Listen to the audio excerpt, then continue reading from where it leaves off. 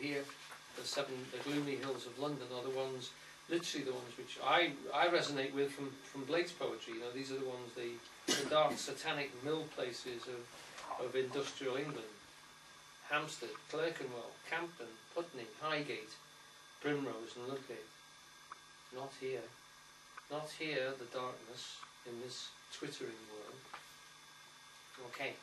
Now this is the sneak thing which I know and not many other people. They do know that it's actually Gloucester Road tube station.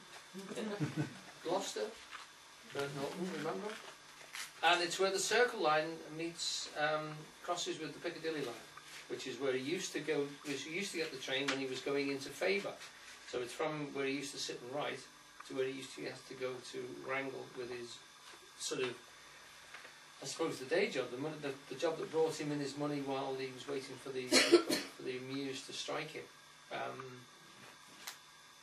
And at this point, to actually get from the Circle line to Piccadilly line, you have to go down even deeper into the bowels of the earth. And this is the next bit, is about this, and it's about the fact that in those days there was a spiral staircase or a lift. So there are two ways of going up and down. He's actually using this as both a metaphor, but it is also a real situation. This is before they had escalators, apparently. Descend lower. Descend only into the world of perpetual solitude. World not world, but that which is not world.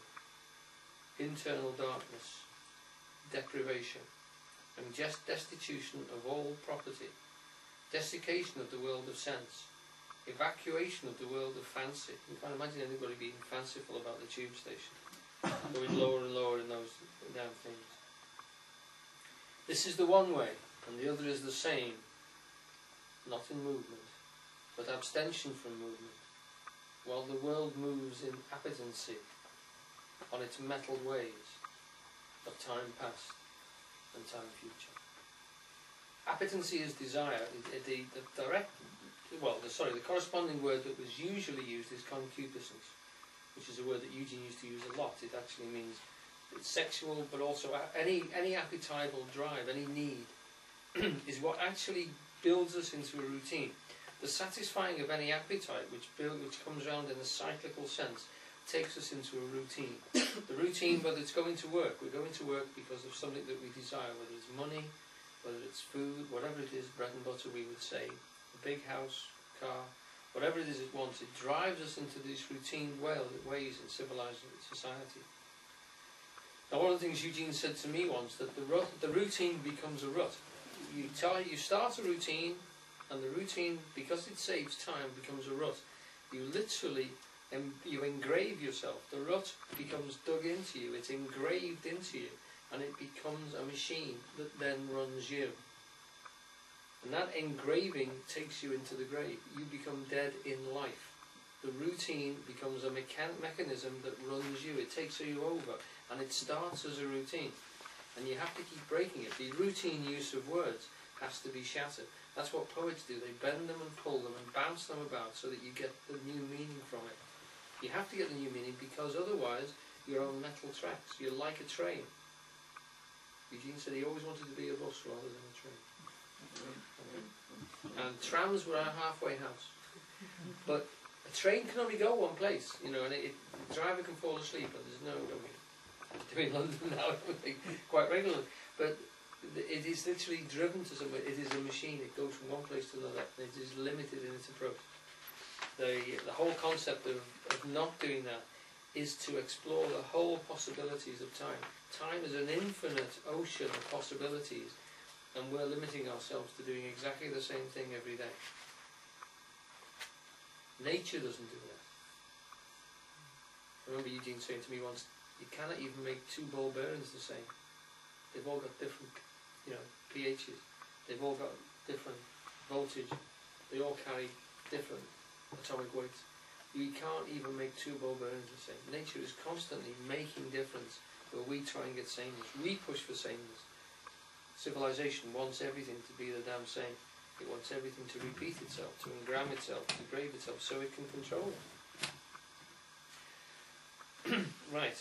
It's also this here, the dark night of the soul, is particularly relevant to St. John Cross, and he's using that word appetency, which is one that resonates particularly to him.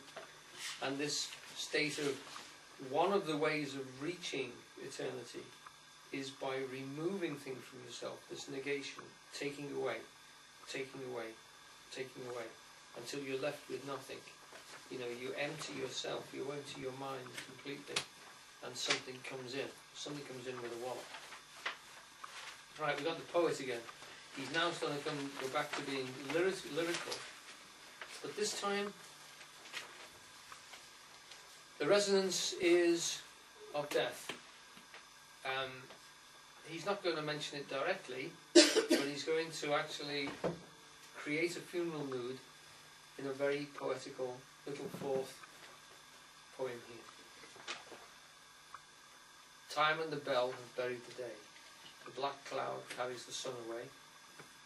Will the sunflower turn to us? The little clematis stray down, bend to us, tendril and spray, clutch and cling. Chill fingers of you be curled down on us, after the kingfisher's wing has answered light to light, and is silent. The light is still, at the still point of returning world. Now that sounds like a poem, but it doesn't mention the thing it's talking about. So he's wanting us to stretch and pick up the images that he gives us. You know, you've got the words, the funereal words of bell, bell, buried, the black clouds, carried away, the yew tree, the roots, all the, and that wonderful use of the word still. The light is still at the still point of the turning world. So the light is still at the still point, or the light is still at the still point. It can be either an adjective or an adverb. He's playing on both of those words, and he's emphasizing and hammering that to us, that the stillness is at the still point of the turning world, and that we are slowly being carried away by this sun which turns on us, and brings us back to the soil from which we came. The clay that we've had in the beginning, the loam, the dance, the boarhound and the boar on the sodden ground, that's the thing we're made of, and we're going back to that. This fleshy thing is going back to that, and it's a point of memory that we are shaken into that sort of realization and kicked back into jumping away from life if we can, and trying to grab hold of eternity.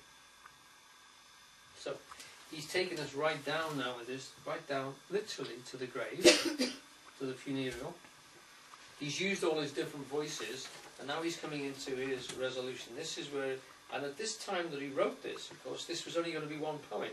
So this is him trying to get it all down into one poem.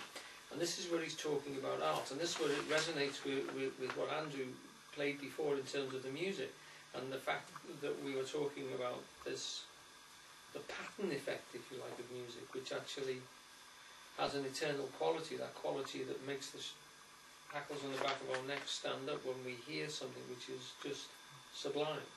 Now he's trying to capture in words, by using images of different things, to create this in us again. And he's trying to suggest to us that art resonates with the eternal at times. And it resonates with this logos, if you like, this form inside us which is waiting to be revealed. It's inside us. The art doesn't do it. It resonates with what's inside us. It's not giving us anything. It's unveiling something which is inside us. Okay.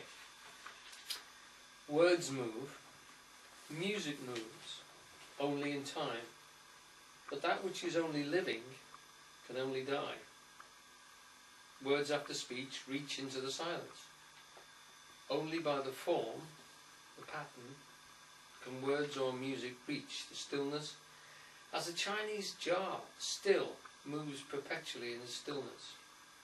Not the stillness of the violin while the note lasts, not that only, but the coexistence. Or say the end precedes the beginning, and the end and the beginning were always there, before the beginning and after the end, and all is always now